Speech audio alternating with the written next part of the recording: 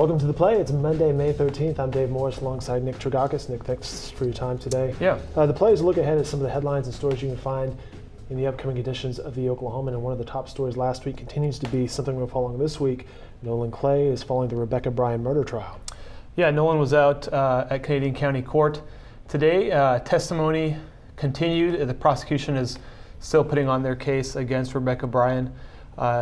Reports from Nolan out of the courthouse are that we're seeing more of this, I guess what you would call racy testimony that we've seen so far in the trial.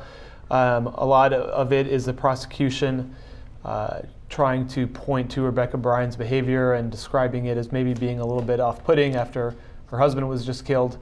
Nolan will have a full report on that in the paper and, of course, on News OK tomorrow. You know, another story we're following, the Oklahoman's Michael McNutt's reporting on this, is the governor today signed a bill. It authorizes the 0.25% cut in the top rate of the state's personal income tax. It goes into effect in 2015. Now, does this bill impact future cuts, maybe some capital repairs?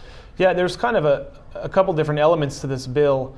Like you said, the first thing is the 0.25% cut that would go into effect January 1, 2015.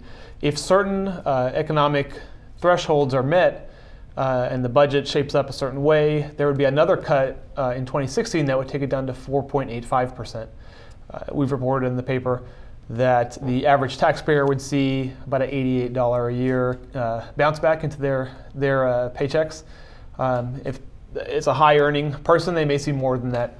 Another part of the bill that was packaged in there was dealing with repairs for the Capitol, and some money was set aside for that in the bill as well. All right, very good. And there's some footage of some of those capital improvements. Another story that you'll find in tomorrow's editions is by Chris Castile. Senator Tom Coburn tried unsuccessfully to amend a water projects bill with a proposal to allow firearms on land controlled by the U.S. Army Corps of Engineers. And Coburn's critics say the proposal was similar to a measure passed a few years ago, and it had an adverse effect on crime levels. What can you tell us about this story? Well, as Coburn was pushing for his new legislation to have in states where there are concealed carry laws to let people carry their guns on the core properties, he cited statistics or at least evidence that he thought he had pointing to a drop in crime on national parks when people were allowed to carry guns there.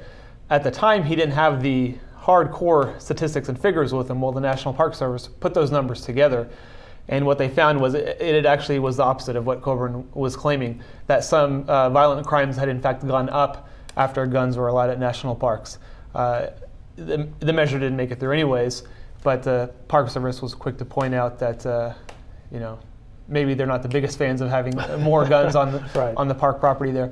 The numbers have since kind of leveled off to more of a regular rate as they were before, but in that first year there was an interesting spike at least. Reporting on that story by Chris Castile. And that'll do it for this edition of The Play. Nick, thanks for your time. Yeah. And again, these three stories can be found in the Oklahoman and online at newsok.com. Have a great evening, everyone.